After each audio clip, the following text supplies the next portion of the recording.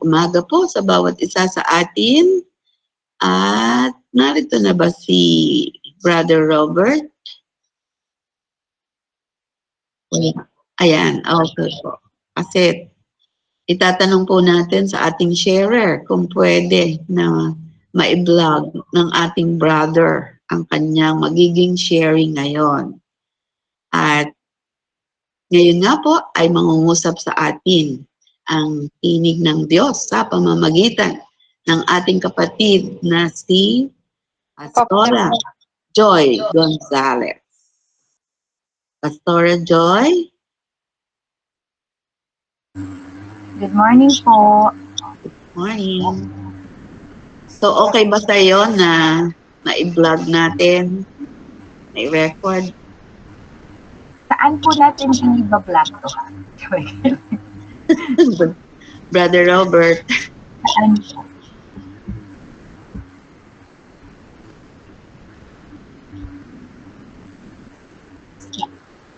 Sa Facebook?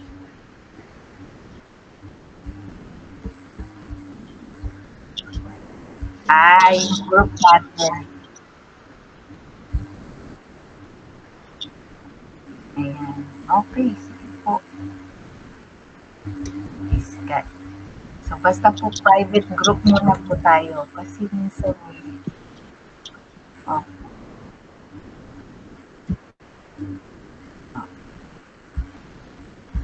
Yes, God. Tayo po ay magpapatuloy na sa ating salita ng Panginoon.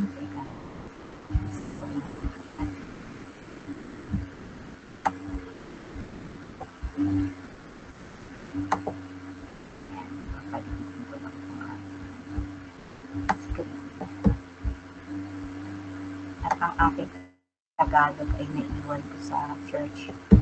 Hirap kasi mute. Okay, mute po. Merong hindi nagka-mute. Praise God. So tayo po ngayon ay makibukas sa akin sa Biblia. Ano po?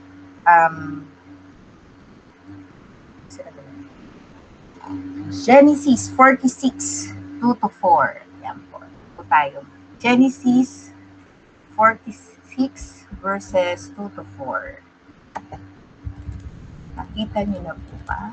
Genesis 46, 2-4.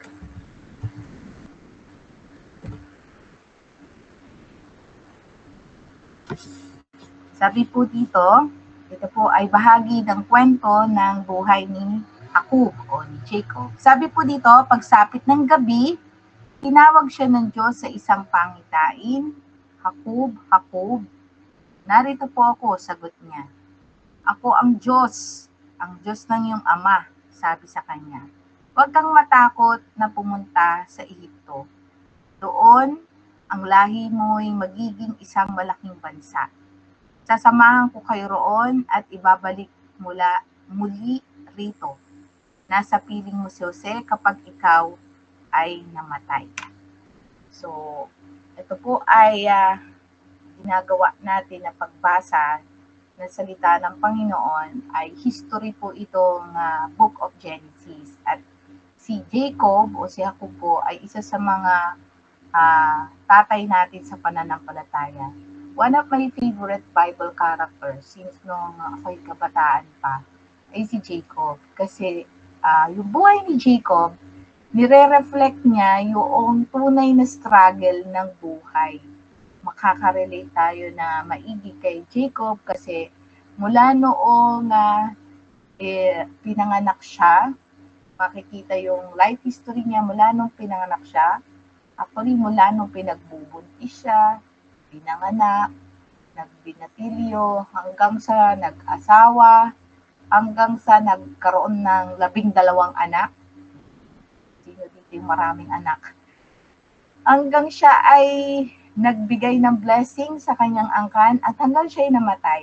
All are accounted as much as possible sa Book of Genesis. And makikita natin kung paano yung kanyang buhay ay nag-ups and down sa kanyang pagtitiwala sa Panginoon. And we see that God is so faithful sa kanya.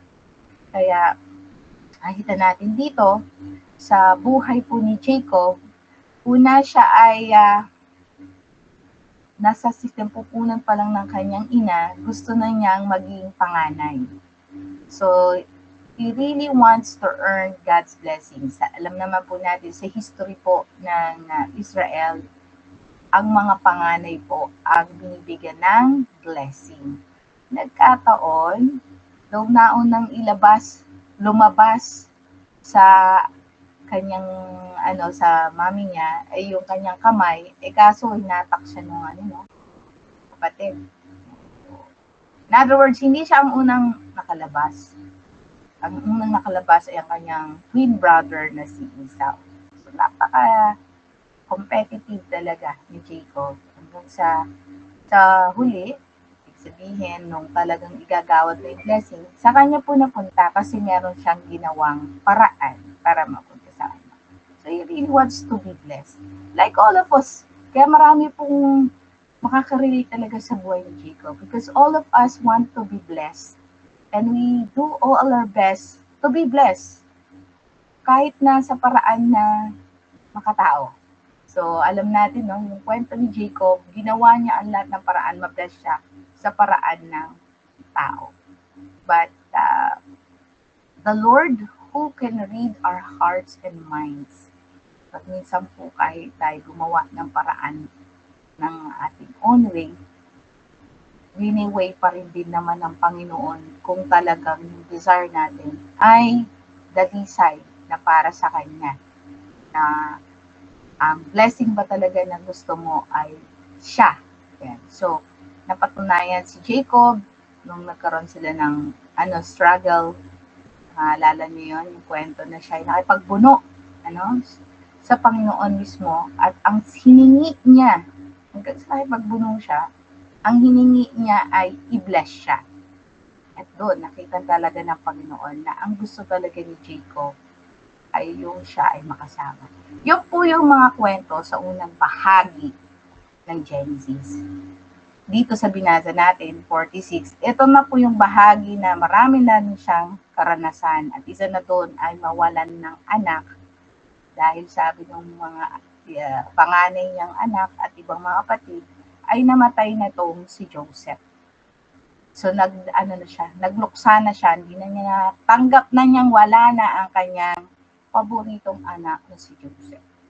But this time, natuklasan after so many years, buhay pa pala si Joseph dahil hindi naman pala napatay o nakain ng isang mabagsik o wild animal, kundi binenta pala, binenta at napunta sa Egypt. At yung time na yon, iniimbitahan na sila ni Joseph na magpunta sa Egypt. So itong account na to, kakaroon ako ng devotion dito. Ang sinulat ko dito ay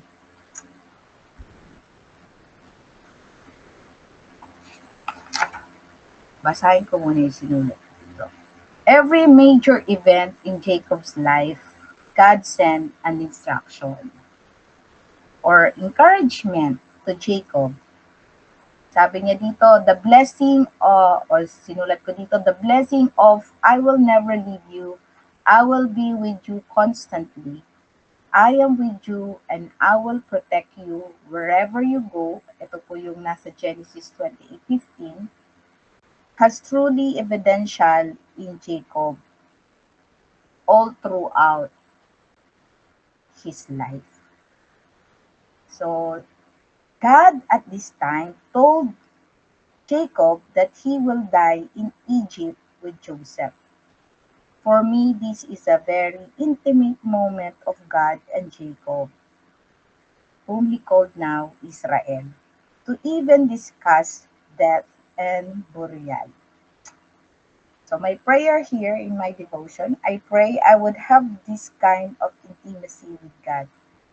Thank you, Lord, you are able to guide us and that I could draw near to you. So, bakita natin dito sa kwento ni Jacob, ng aking personal devotion dito. All throughout sa buhay ni Jacob, ito po yung talagang blessing na tinanggap niya. Hindi lamang yun,